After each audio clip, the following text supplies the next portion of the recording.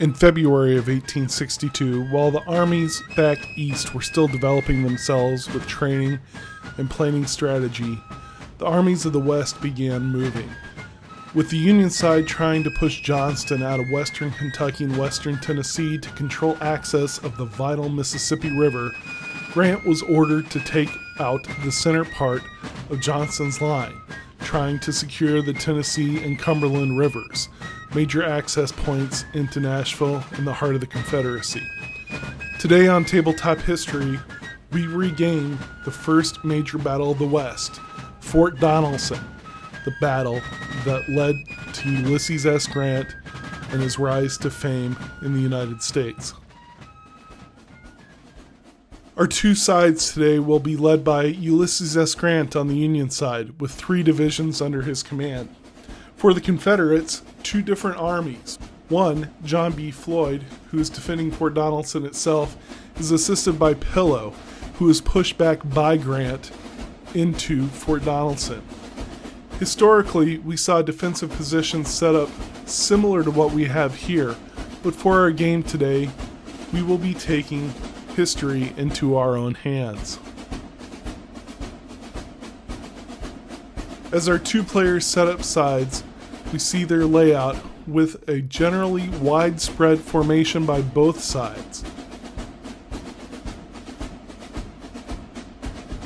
Using the Altar of Freedom rule set, the Confederacy is limited to where they can deploy, which is behind the garrison of Fort Donelson and the defenses that have been set up around Dover.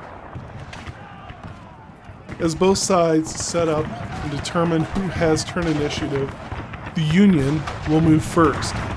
Wallace's division pushes up the left side,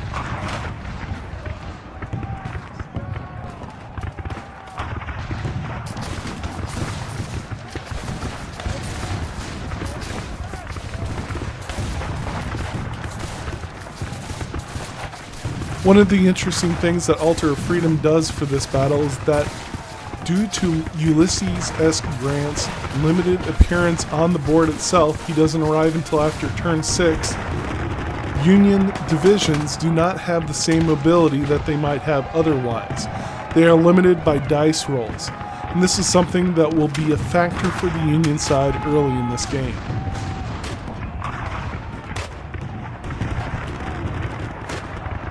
Despite this, the Union pushes up along their left flank.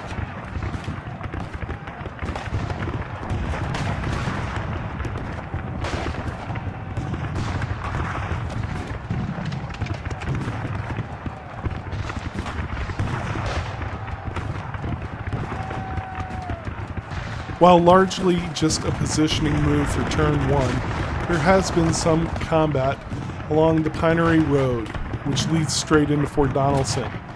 Smith's division, under the Union side, has tested out Buckner's defenses, but has been repelled. Along the eastern side, Johnson's division swings around to face off Wallace, who's coming up the Winds Ferry Road on the eastern side of the front. McClellan did not roll well enough to have any mobility this turn, which leaves him largely set where he was placed in the pre-game setup. It is only through reserve movements that 2 of his brigades are able to try and take position.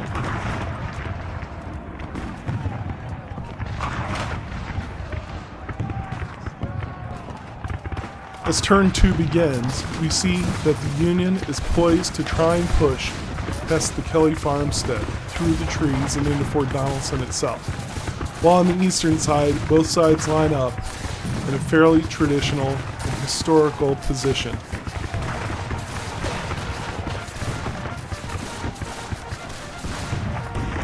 Turn 2 has the Confederacy with the turn initiative.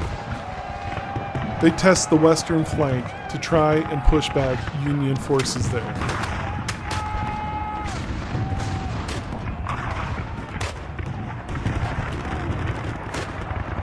On the eastern front, the Confederacy also pushes against Wallace's division, actually breaking one of the brigades under his command.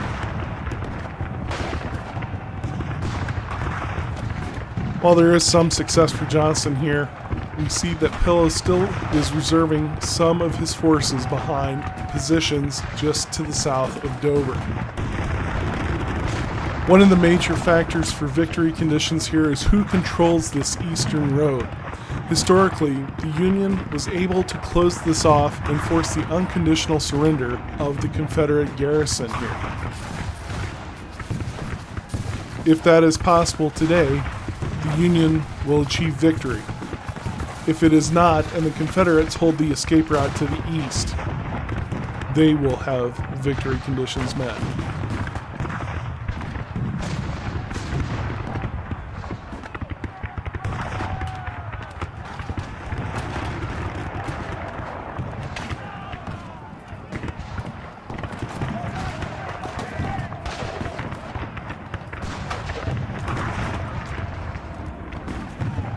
Turn 2 saw some important fighting going on. While Forrest's cavalry division under Buckner moves forward onto the western side of the battle, fighting raged across both the left and the right fronts here. The results of this were each side seeing one brigade lost.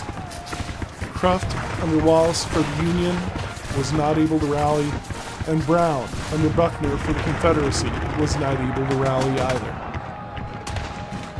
With both armies under a break point of 4, this now means that 1/4 of all of the troops who are possible to be lost before victory conditions are met by their opponent have been seen.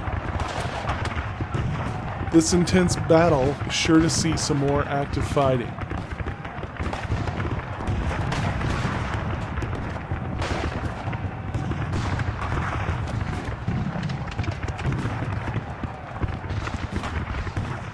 Turn 3 begins with Confederate movement along the eastern side of the battlefront.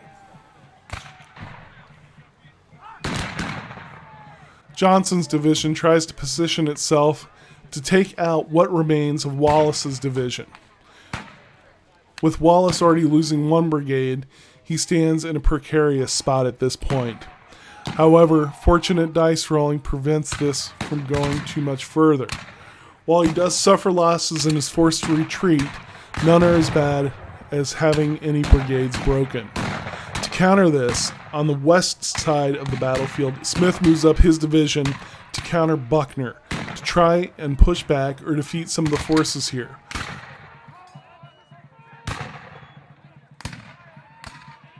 Buckner has somewhat surprisingly devoted Forrest's cavalry brigade at this point to the western side instead of more mobility on the eastern side.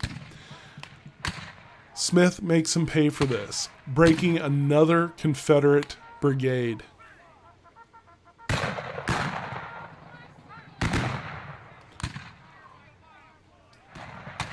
Buckner adjusts his forces along the western side of the battlefront. Fortunately, his brigade is able to rally and will rejoin the fight. Turn 4 saw Johnson continuing his swing to establish position in front of the eastern road, which is the major defensive victory point for this battle. If he's able to push back Wallace and McClellan here, he stands a much better chance of winning an overall victory for this battle. Floyd is not doing so well on the left side, however. Even with the help of Forrest's brigade, we have problems with Hanson's division breaking. However, Hanson's brigade is able to develop, rally, and will rejoin the fight as we move into the next turn.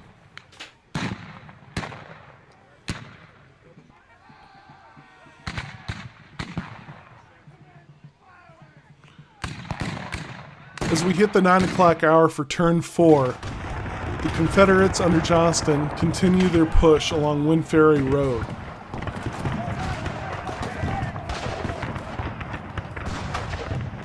Troops are moved out from their defensive positions to the south of Dover.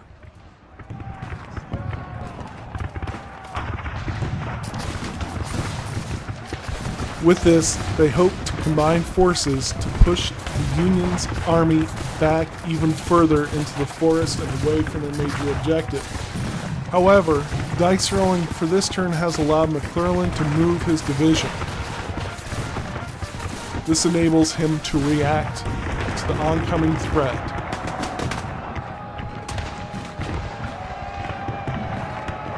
While artillery fire is able to repel some of the initial advances, there is still movement along this eastern front that has not yet been seen. Lyle's cavalry brigade tries to take advantage of this by driving back Confederate forces flanking them, which he successfully does for his first battle. However, as he swings around to try and take out the 2nd Brigade under Symington, he finds that it's just too much. He himself is broken and awaits his fate at the end of the turn.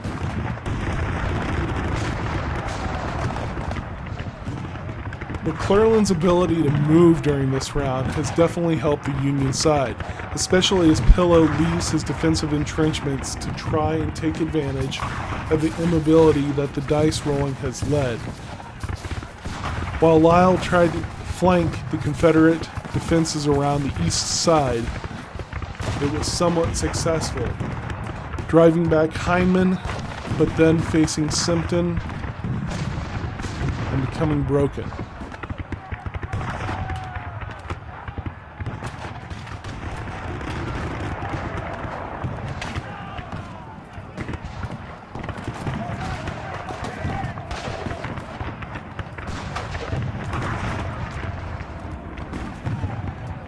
Lyle's attempt to rally after being broken failed, and the Union has lost its 2nd unit in this battle.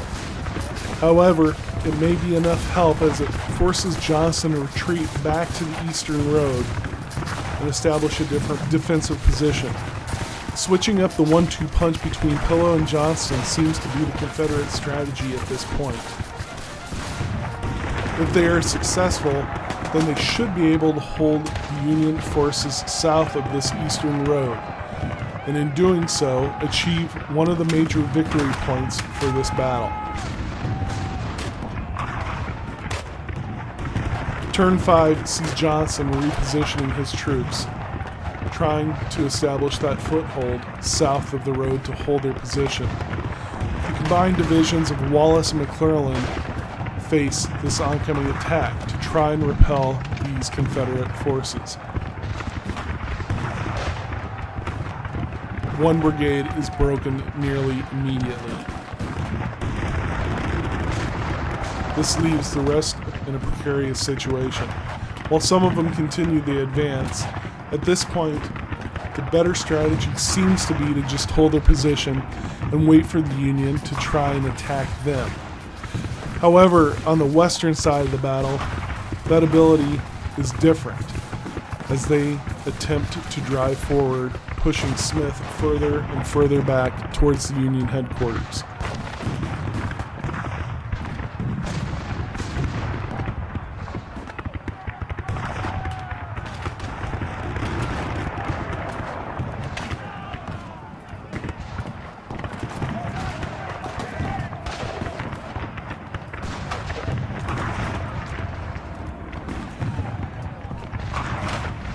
While Pillow's forces were not able to break through McClellan and Wallace's combined divisions on the eastern side of the battle, they were able to force the Union back into a more defensive position, which is half the battle here.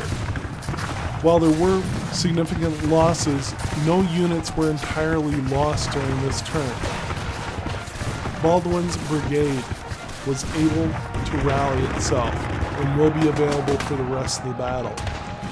With the Union having already lost 2 units to the Confederates 1, and the Confederacy in strong position over the victory objective to hold the eastern road and allow themselves to escape Grant's army, the Union has their work cut out for them.